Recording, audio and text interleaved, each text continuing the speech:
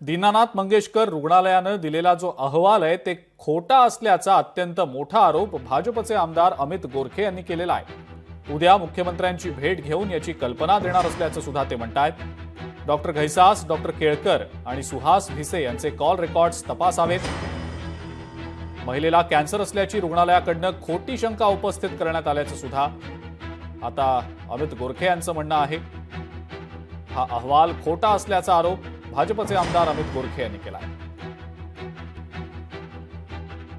आपली बाजू आणि आपले तिथला जो कर्मचारी वर्ग त्यांना सेफ करण्यासाठी तिथला जो मॅनेजमेंट तो प्रयत्न करतोय।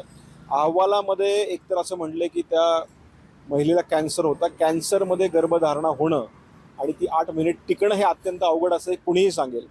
कॅन्सर कुठल्याही प्रकारचा नव्हता। मी सुशांत भिसेंशी बोललोय।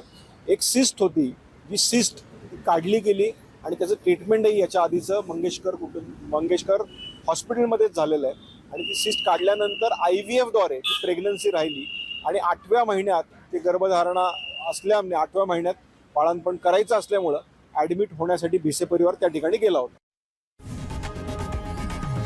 लोकशाही मराठी ऐका, पहा, जागरूक रहा।